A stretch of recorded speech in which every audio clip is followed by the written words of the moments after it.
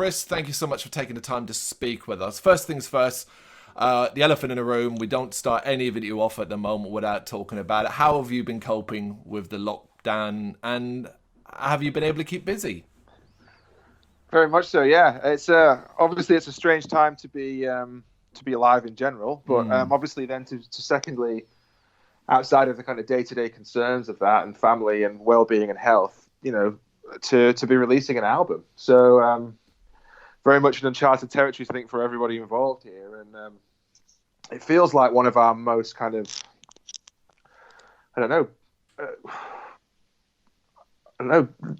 I guess triumphant album releases in a way, because the press has been amazing, the reaction's been amazing, but equally it comes at a time of enormous uncertainty in the world, and so I guess we're having to try and navigate that like everybody else. But I guess we decided to kind of keep on with the album being released and sort of keep our commitment to the fans and everything, because we're fans of music and we want stuff to listen to and to have some hope in this period of time we're all in. So let's I guess we're writing that story as we go along, but let's hope it works out for the best. Well, yeah, I mean, ultimately you are releasing a new album, which puts you in an incredibly busy period anyway. But when we've talked to other bands about the releases that haven't been delayed, there almost seems to be a bit of almost guilt and apologeticness about releasing it during this period. Do you still feel quite positive about releasing The Reckoning Dawn? Yeah, I think so. I don't think bands should feel guilty about that. To me, I think that for many people, music is almost their escape from the madness and their respite from it. And so to be in the privileged position of having recorded something that many people are interested in, then I want them to have it. I want them to have the time to spend with it, and perhaps more than they would normally. And equally for it to kind of break up the monotony. I think a lot of us have been kind of faced with, almost living in Groundhog Day, I think, for many people. Yeah. And so to have new and interesting things to focus on and look forward to, I think is a good thing. And I think hope is a good thing. And I just hope that in some small way, this and some other great records that are coming out around it are sort of, I don't know, positivity in some way for people who maybe are kind of stuck without their family or their friends for long periods of time and have need something to focus on. Yeah, and have you noticed? We've got some social media friends who have actually had the album turn up today, the vinyl and stuff like that. So it's already on it, getting out there. Yeah, I think it was, I mean, having sort of spent hours in the sending it all out this week and the label sending it all out too, it was important that we sort of sent it out a few days early, because who knows what was going on with the postal service as well, being, reduced capacity and all those sorts of things. So I'm glad people have got it a few days early and, and it's starting to kind of filter out there. So let's hope people actually like it now. They must. It's amazing.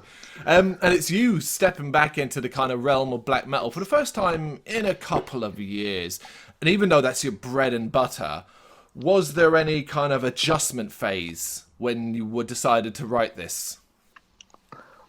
I don't think so. I mean, maybe in some ways in terms of approach, but not really. I think, Winterfylleth at its core is a black metal band, and that's what we've always been. Yeah. And although we sort of deviated from that to do, an acoustic folk album a few years ago, I don't think that detracts from the identity of a black metal band. I think it only opens up other areas of music and performances that you can explore. Yeah.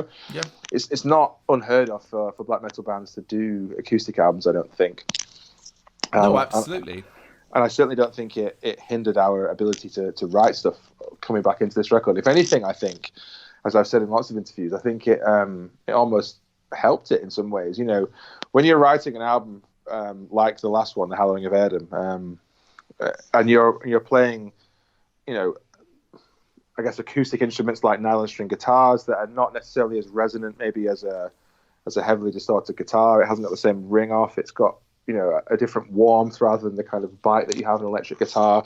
You're having to write for things like cello and violin that you don't play, and you're working on much more complicated vocal arrangements than you would normally do. Then I don't think you can not learn from that.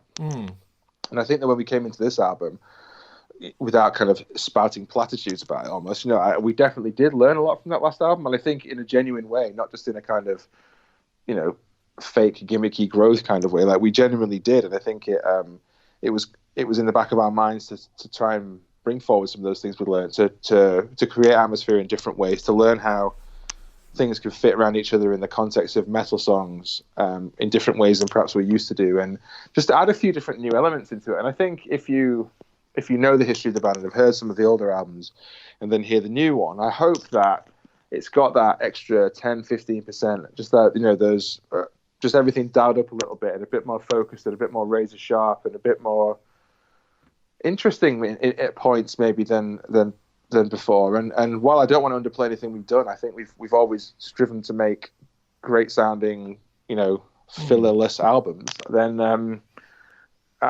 you have to learn, and you have to grow, and you have to develop as an artist. And I hope that we've done that here. Yeah, I completely understand it, because like, to us listening to it feels like a re-emergence and almost, dare I say, a re-energized band. Like, you've looked at your history, acknowledged that, and thought, well, how do we make that grander, more emotive, more thrilling? And I guess what you're saying is that kind of was the goal, something like that. Yeah, I guess so. And I suppose not to underplay it. I suppose I don't think people want. I don't suppose people think we've kind of gone soft or something, trying to do an acoustic album. There is an amazing side of history and folklore that can only really be expressed properly through that medium. And I think that it's such a kind of important style of music to the band and to to the British Isles, and think of all the amazing folk bands that come from here, and the history that it's had in the development of our society. It's an enormous important thing, and I guess we just wanted to kind of pay reference to that. And I don't think it was born of any less passion or any less kind of vigor. I just think it was a different approach that we wanted to take. And so coming into this one, I guess it was almost like a light and dark contrast. And to be a bit more visceral, I think I went a bit harder on the vocals this time. I think that the production's great, and it's really kind of biting and really kind of immediate. And I just think we really sweated all of our assets this time, and pushed ourselves to really self-edit and to make sure that we weren't just putting any album tracks on it for the sake of making it up to an hour or something. I think bands can be guilty of that, and maybe not stress testing their material as much as they probably should. So hopefully that's what kind of comes out of the speakers, and people hear the I guess the editing and the purpose that we wanted every track to have. I guess, yeah, you're saying ultimately this is as well the best of the best, right? Because as a complete package, it works wonderfully well together, but individually easily enjoyable as well. Was it difficult when it came to kind of choosing what you wanted to put on the album? Was there a lot cut? No, there wasn't. And we're not one of those bands, actually. You see kind of bands that go, I don't know, that quit, or that kind of, split up or whatever, and then years later have tons and tons of unreleased material. We're definitely not one of those bands. and we didn't come into this album with 30 songs and put 8 on it or something. We came into this album with 12 or 13 songs and put 11 of those songs on the album, on the various different, bonus editions and everything. And the only reason the other ones weren't on it is because we didn't finish them, and they'll probably be on the next one. So very good. So we're not one of those bands that likes to kind of keep things back. I think we just sort of work on things until they're strong enough to put out. I mean, there are a few ideas kicking around on the computer that never made it into full songs, and that are there maybe for development in the future. But yeah, we've not got like an album of B-sides that we're going to put out at some point from this session. What was written was what was recorded, essentially. Perfect. Well, maybe even more than ever before as well, the themes and stories like Behind the Reckoning Dawn can certainly be connected to like modern day Britain as much as the past. Do you still see yourselves as storytellers rather than, say, stance takers, that sort of thing? I mean, I think as a band, yes. I mean, obviously as an individual, you have a perspective on it, and I guess it's sometimes hard to kind of divorce those things from the band. But I don't, despite obviously the accusations that we've had in the past, I don't think the band in and of itself is a political entity. You know, it even though it touches on the idea of observation of social interactions and of maybe critique of of policy in the world at points, I don't think it's necessarily coming from any particular standpoint. I think it's more of a just, this is going on, you know, you kind of need to be aware of it. And and while people have often taken that to mean something very, very different, and I guess that, you know, you can never please everybody, so you shouldn't even try. But there's just always those dissenting voices out there that seem to think it's something more than that. Whereas I would hope it's a bit more considered than that, and not just rooted in something, I don't know, ill-considered and you know, destructive, maybe. I don't know. I feel like if that's what you were taking away from, say, certain tracks in this, you would be arguably going out of your way looking for it. I think so, and I think you can't help but find people like that in the world. And there's always going to be those people who have a really strong agenda in a different direction than you, and who are looking to kind of vilify people and be seen to be virtuous or whatever. So you have to just admit that. So you have to just acknowledge that exists and just kind of get on with it. And I think that I've always been quite open about this stuff. And, you know, obviously mud sticks, and we don't want that to happen. But we've always said, look, if you're one of those people that's going to go out and rant about us on the internet or whatever, just come and message us. You know, I feel like it's pretty easy to set up an interview with us. If you had a particularly strong opinion, then let's have a conversation about it. Let's record it. Let's put it out there. I'm sure people would be interested in the dialogue, if nothing else. I think that's half the problem with the world at the moment, to be honest, is that people seem to divide themselves into factions that are completely alien to any other opinion in the world, and that almost seems to create more issues than it solves. And I think that, you know, in my opinion, it's important to have a breadth of friends across different perspectives. Otherwise, you end up in buzzword territories of, you know, social bubbles and echo chambers and all this sort of stuff. And I think actually it's good to have friends who you don't always agree with, and to have your perspective challenged, or else you can never really, I guess, grow or develop as a person. And it's you know, it's good to be challenged in your opinions. And I hope that some of the provocation that we've put out there is seen more as doing that, challenging opinion, rather than it being some forceful, you know, voice for some side of the argument, you know? Yeah. Well, moving on then. Of course, you suffered disappointment of having to cancel a headline tour that would have been taking place this month, but you've got new dates later in the year. How are you feeling about getting out there live and playing these new songs? Yeah, as I said earlier, it's a bit of a... We're sort of living in this strange time, and it's almost, you know, we're almost writing the history as we're living it in a little bit. But it's frustrating being a band putting an album out and not being able to kind of bring that to your fans. Yeah. So, you know, we were supposed to start a headline tour with our friends in Mork next week. I think next Wednesday for 2 weeks. Mm-hmm. So that was going all over the UK and Europe, and I think that would have been amazing. You know, those guys had a new album out not so long ago, and would have been a really great package for people to come and see. But we're sort of bound by the same things everybody else is. Equally, we've tried to respond to that, and we've put the tour with Mort back a year, and we'll be announcing that fairly soon as all the kind of the stuff that goes on in the backgrounds with agents and venues, you know, booking it again is settled. But we've put some dates in, as maybe you've seen, with our friends at Panopticon and Alder in October. So. Yeah. I guess maybe with some sense of optimism we put those in, and you know, with a sneaking suspicion in the back of our minds that they may get cancelled, or if they don't, then God knows what kind of strange distancing measures might be involved in them. So, you know, again, with this need to sort of bring people hope and some positivity and that light at the end of the tunnel for this, we wanted to try and put those dates out there and be optimistic that they might happen. But if they don't, obviously they'll get moved to next year, and that those shows will still happen. So yeah, it's frustrating, and we're trying to be as kind of positive and as proactive as we can be in this time. But until we get the green light from the government, or our government, but obviously, you know, not just our government, you know, the governments of Europe as well, then who knows what's going to happen? Because even if it gets lifted in the UK, well, that means we can do 3 or 4 or 5 shows in the UK, maybe. Yeah. But there's more than just the UK that want to hear this album. So that's a bridge we have to cross, I guess. Yeah, and you used the right word. You've said it many times already, hope, because with gigs being cancelled all throughout the year, and obviously nervousness about booking anything later in the year. I mean, you guys were part of Bloodstock 2020, and obviously as of yesterday, that's now been postponed to 2021, but you are back for that, happily. Yeah, I mean, I did wonder about Bloodstock, and I think, as I sit here today, I reckon Bloodstock could probably go ahead. But also, I'm quite wise as to why it's maybe had to be cancelled. If you think about festivals like that, bands that are often playing those festivals are coming over to play a run of shows or to play 5 or 6 other festivals. Yeah, I think that's the thing.